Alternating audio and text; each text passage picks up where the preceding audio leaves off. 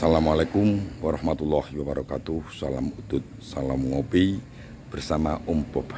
Kawan-kawan sekalian, pada telusur sejarah kali ini khususnya dalam rangka nampak tilas jejak-jejak Joko Tingkir mengharuskan Om Bob untuk menuju ke sebuah daerah di Kabupaten Klaten, tepatnya di Kecamatan Kalikotes, Desa Jimbung, Dukuh Kauman. Inilah yang disebut dengan sebuah yang sangat bersejarah dahulu. Inilah Kajoran. Dan di Kajoran ini Om Bob menuju ke tokoh sentral sesepuh dari Terah Kajoran, yaitu Panembahan Agung Kajoran. Inilah komplek makam-makam tua berada di sini sejak zaman era akhir Demak dan awal berdirinya Pajang. Di dalam cungkup inilah beliau Panembahan Agung Kajoran disarekan bersama putra wayah, di antaranya ada Pangeran Mas dan Terah Pengging berada dalam cukup ini. Pengging, Terah Kajoran, Betoro Katong, dan Terah Kiring. Itu saya nggak berani masuk untuk menghormati beliau. Makam Panembahan Agung Kajoran ada di pundak. Mari kita ngobrol bersama-sama tentang siapa, apa kaitannya Panembahan Agung dengan Joko Tingkir. Assalamualaikum warahmatullahi wabarakatuh. Salam udut, salam ngopi, kembali bersama Opo. Kawan-kawan sekalian, alhamdulillah saya tepat berada di depan Gapuro.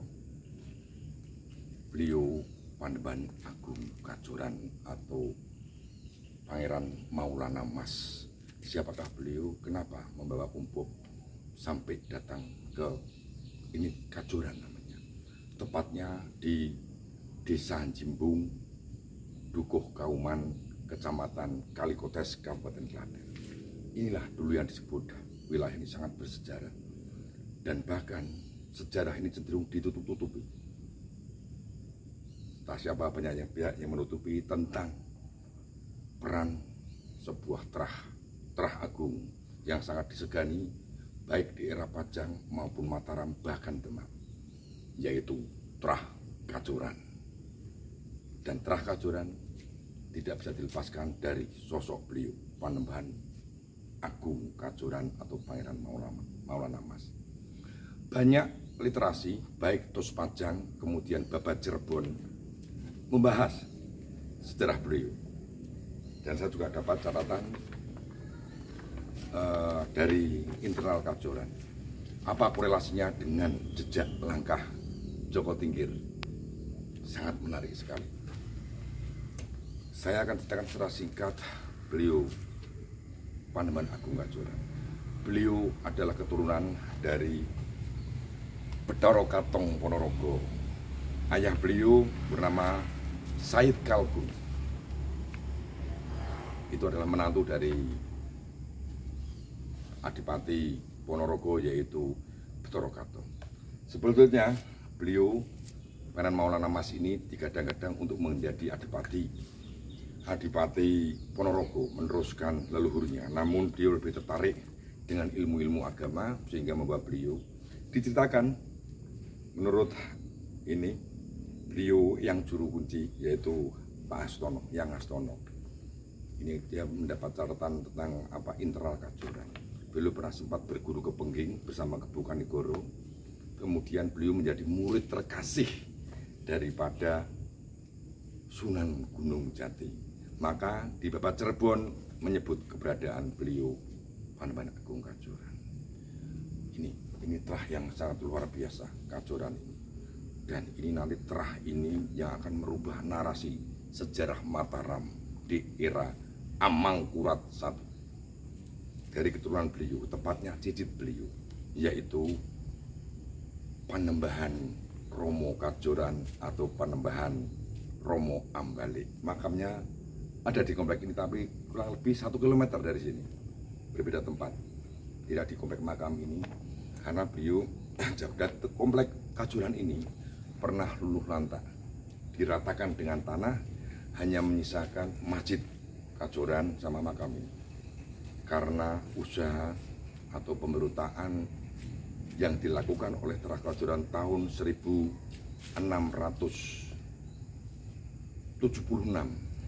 ya, 1676.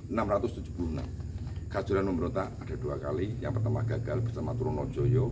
Jadi Trah Kajoran itu pernah bersama-sama berkoalisi dengan Laskar Madura di bawah Trunojoyo. Namun jauh setelah era beliau. Nanti saya ceritakan di lain tempat aja. Kemudian tahun 1677 hingga runtuhnya Pleret. Nanti saya ceritakan di babakan lain. Sekarang saya akan fokus kepada beliau Panembahan Agung Kajoran. Korelasinya dengan Joko Tingkir. Beliau Panembahan Agung Kajoran merupakan menantu dari beliau Sunan Tembayat. Tempat ini berjarak 4 km dari Bukit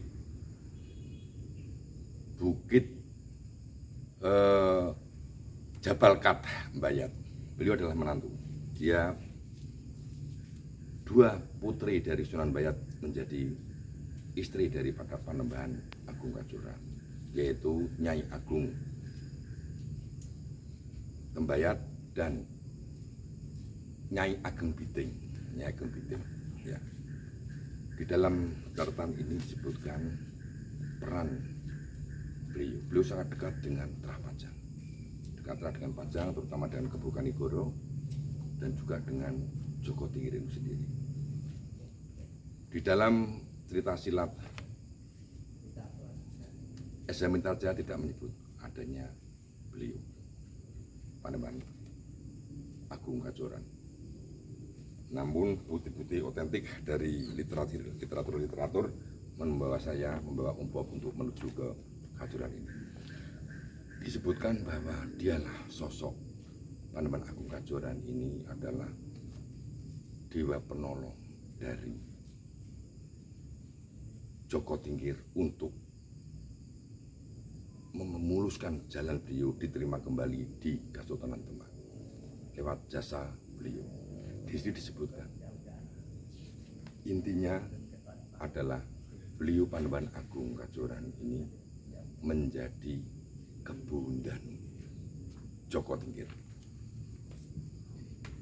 Beliau namanya di sini disebutkan bukan Kebundanu, tapi di sini Maiso Jlamprang. Ini nanti akan membawa, dan ini ada korelasinya dengan Ki Ageng Majasto, ada korelasinya dengan Ki Buyut Banyu Biru, dengan Kanjeng Sunan Kalijogo, dengan Sunan Dayak. Tapi yang jelas peran beliau sangat penting untuk menyelamatkan Joko Tingkir atau membawa Joko Tingkir kembali diterima di Kesultanan Pajang. Inilah beliau murid terbaik. Ini disebutkan murid kinasih dari Sunan Gunung Jati. Makanya tidak heran di Babat Cirebon menyebut sejarah keberadaan beliau Panembahan Agung Kajoran. Kemudian Trah Kajoran ini besar karena menjaga hubungan relasi perkawinan. Inilah bertemunya nanti Trah Kajoran ini bertemunya antara Trah Ponorogo dari Betoro Katong, kemudian Trah Bayat, kemudian Trah Giring karena ada Giring, kemudian Trah Pengging. Kalau diurutkan seperti benang ruwet karena silang-silang perkawinan luar biasa sekali. Disebutkan juga beliau putri beliau ada yang satu diambil istri selir daripada Panembahan Senopati yang nanti melahirkan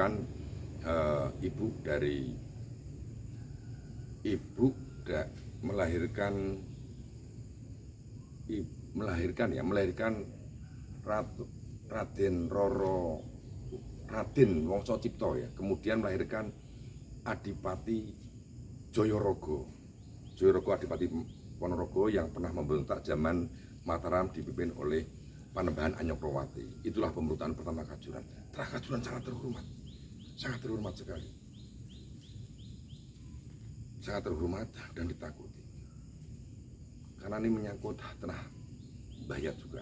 Bahkan Sultan Agung sendiri pernah merangkul dalam rangka rekonsiliasi dengan tanah Kajoran agar Kajoran itu baik-baik aja hubungannya dengan Mataram. Makam Sunan Bayat yang bangun Sultan Agung. Namun di era Anyokrawati beliau tidak mau belajar sejarah, khususnya terkait dengan keberadaan Kajoran ini. Akibatnya narasi sejarah Mataram berubah di era Amangkurat dengan digempurnya pleret oleh 3 koalisi pasukan,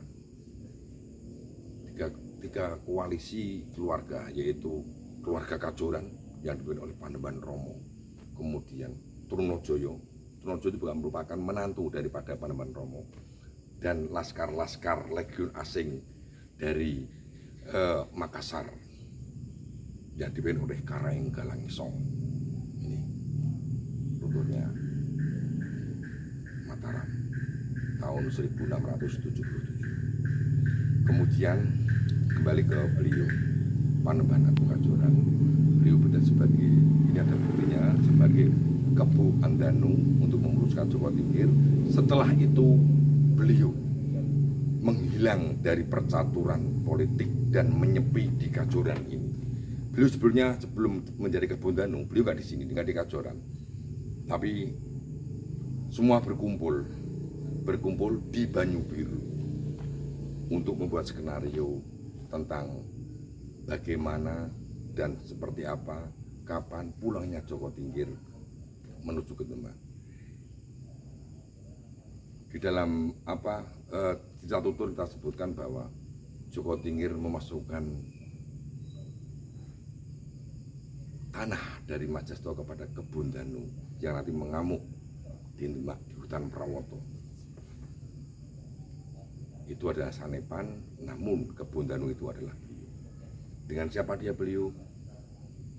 Dengan pasukan buaya. Siapakah pasukan buaya? Nanti kita jawab saat Umpop nanti berada di Banyu Biru atau berada di Butuh.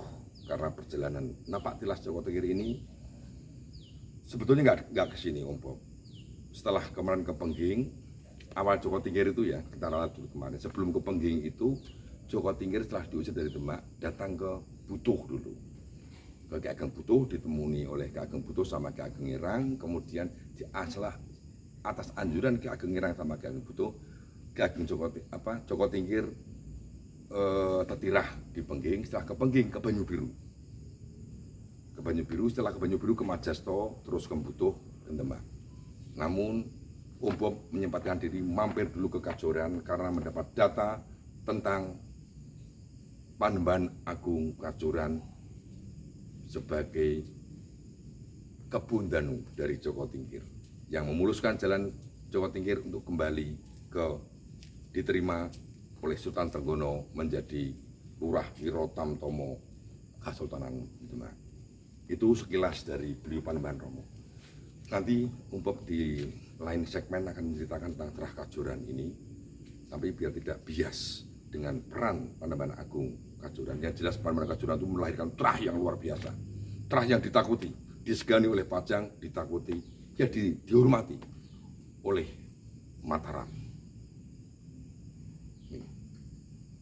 Pakubono pertama itu Pangeran Puger juga berdarah Kajoran Giring dan Pengging. Putri Labuan juga dari Kajoran. Dan Panembahan Romo merupakan cucu dari Panembahan Senopati, karena Panembahan Senopati nanti mengambil istri dari putri beliau Panembahan Agung Kajoran, kemudian melahirkan Raden Ayu Wongso Cipto dan melahirkan Adipati Joyorogo yang sempat memberontak di era Anyokrawati dan dibuang di Nusa Barambang atau Nusa Kambangan kalau nggak salah ya. Nusa Barambang itu Nusa Kambangan. Itu pernah memberontak. Dan pemberontakan berikutnya di era Amangkurat I. Sebetulnya di era Sultan Agung sudah mau memberontak, namun beliau merangkul, Sultan Agung merangkul Terah Kajoran ini dan terjadi rekonsiliasi. Itu kawan-kawan sekalian, suara azan dari Masjid Kajoran telah memanggil, saatnya kita sholat maghrib. Nanti kita lanjutkan lagi, ya. Itulah beliau memiliki peran terhadap jejak Joko Tingkir, Panembahan Agung Kajoran. menantu Sunan Bayat, murid Sunan Gunung Jati, sahabat dekat Kebo Kanigoro, dan menjadi besan dengan Pangeran Benowo nanti. Cucu beliau, putra beliau itu nanti ada yang mendapatkan putra dari cucu beliau ada menikah dengan putra dari Pangeran Benowo. Itu jadi ikatan. Karena beliau setelah Sultan Hadiwijoyo menjadi Sultan Pajang, beliau dicari keberadaannya ditemukan di Kajoran ini. Beliau diminta oleh Sultan Hadiwijoyo untuk diboyong ke Istana Pajang, namun beliau tidak mau. Dia lebih senang menyendiri di sini, menyebarkan, mengajar santri-santrinya tentang ilmu-ilmu agama Islam yang didapat dari gurunya, yaitu Kanjeng Sunan Gunung Jati Cirebon. Itulah Panembahan Agung Kajoran, Trah Agung dari Betoro Katong, dan masih Trah Majapahit. Demikian kawan sekalian, kurang lebihnya saya mohon maaf, namun yang jelas inilah bukti otentik.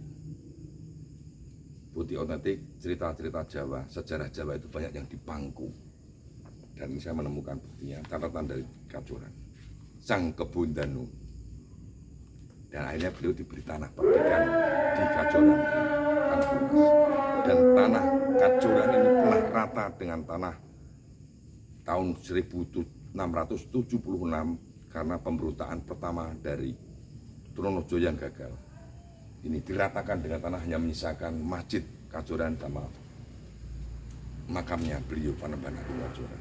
Assalamualaikum warahmatullahi wabarakatuh. Salam udut, salam ngopi.